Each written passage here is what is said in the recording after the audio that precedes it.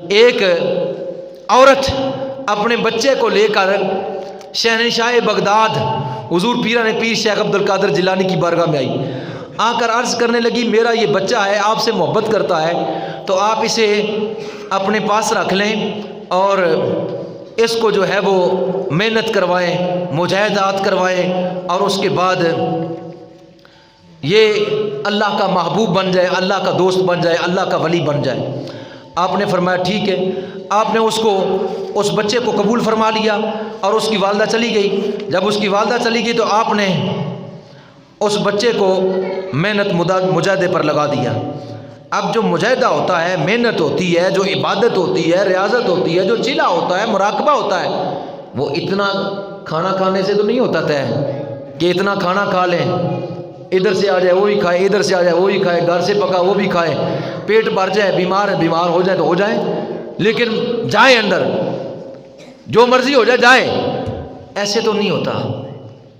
وہ پیر وارث شاہ نے فرمایا جنہ کھادی ان دی تڑی اور راتی عبادت کر دے، کبھی نہیں ہوتا، ایسے نہیں ہوتا۔ تو اتنا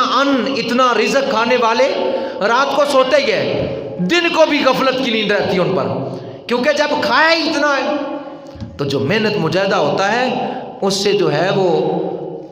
پانی بھی کم، کھانا بھی کم، سونا بھی کم، دنیاوی گفتگو بھی کم، اور جو تلقین وظائف ہے اس پر عمل۔ تو کچھ دنوں کے بعد اس کی ماں آئی نا، اس نے دیکھا شہنشاہ بغداد کے سامنے مرغی بھجی ہوئی ہے، بھنی ہوئی مرغی، آپ اس کے ساتھ کھانا تناول فرما رہے ہیں۔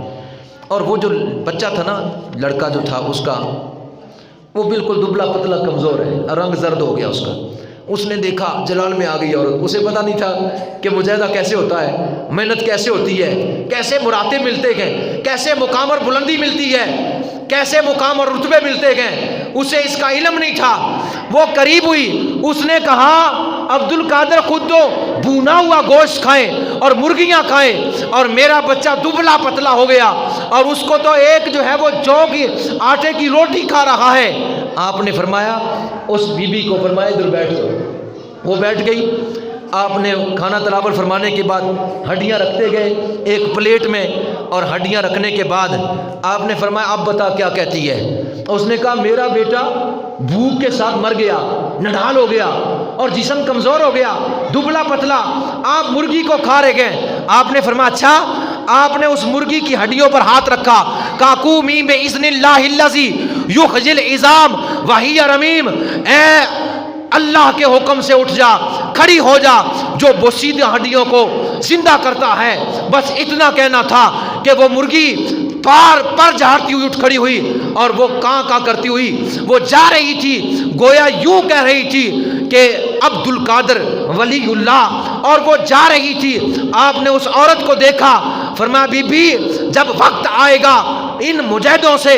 ان چیزوں سے میں بھی گزرا ہوں، میں نے بھی کئی دن اور کئی راتیں جو ہے وہ پیاس اور بھوک کو برداشت کیا، کئی ماہ کھانا نصیب نہیں ہوا، کئی ماہ درخت کے پتے کھائے اور سبزیوں کے چھلکے دریائے دجلہ سے اٹھا کر کھائے۔ جو عمرا سبزیوں کے چھلکے پھینک آیا کرتے تھے، ہم نے ان کو اٹھا کر کھایا، اور کبھی ایسا بھی ہوتا ہم سے پہلے فقراء وہاں پہلے پہنچ جاتے، ہم دیکھتے ان کے لیے چھوڑ کر آ جاتے، درختوں کے پتوں کو کھایا کرتے تھے۔ وہ وقت آئے گا کہ یہ تیرا بیٹا ان محنت سے مجاہدات سے گزرے گا، وقت آئے گا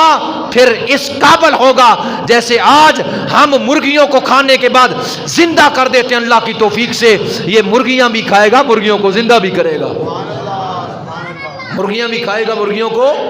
زندہ بھی کرے گا۔ واہ کیا مرتبہ ہے غوث، ہے بالا تیرا اونچے اونچوں کے سروں سے، قدم اونچا تیرا، سر بلا کیا کوئی جانے، کیسا تیرا اولیاء ملتے ہیں آنکھوں پر، وہ ہے تلوہ تیرا، تجھ سے در سے سگ، اور سگ سے ہے مجھ کو نسبت، میری گردن میں بھی ہے دور کا دورہ تیرا، اس نشانی کے جو سگ ہیں نہیں مارے جاتے، حشر تک میرے گلے میں بھی رہے گا پٹا تیرا، تو ہے وہ غیث، تو ہے کہ وہ غوث کہ ہر غوث ہے شیدا تیرا، تو ہے وہ غیث کہ ہر غیث پیاسا تیرا۔ اے غوث اعظم تو وہ غوث ہے کہ بڑے بڑے غوث بھی جو ہے وہ تیری غلامی کا پٹا اپنی گردن میں ڈالے ہوئے ہیں، اور بڑے بڑے غیث لوگ جو ہیں وہ بھی جو ہے وہ تیری جو ہے غوثیت سے سیراب ہوتے گئے، اور یہ وہ مرتبہ اور مقام ہے جہاں بڑے بڑے اکابرین اور بڑے بڑے صالحین اللہ کے محبوبین نے جو ہے یہ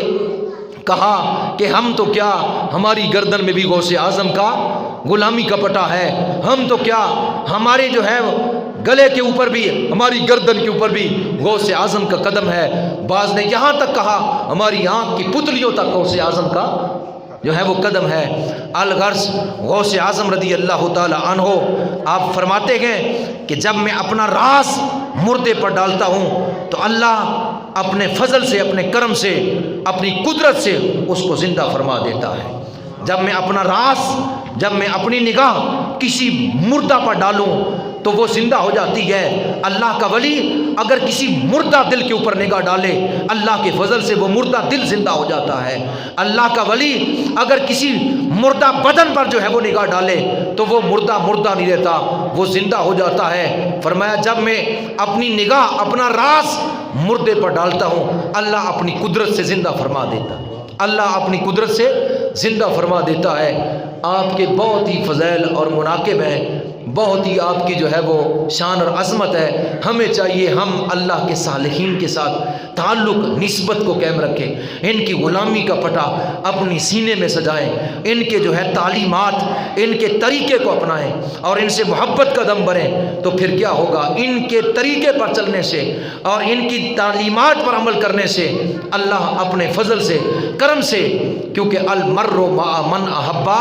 آدمی کو اسی کے ساتھ اٹھایا جائے گا جس کے ساتھ وہ محبت کرتا ہے۔ اگر تمہارا طریقہ ان کے طریقے کے ساتھ ہوا، ان کی تعلیمات کے ساتھ کیچ ہوا، تو ظاہری بات ہے آپ ان کے طریقے سے، ان کی تعلیمات سے، ان سے محبت کرتے ہیں، تو پھر کیا ہوگا قیامت والے دن المرء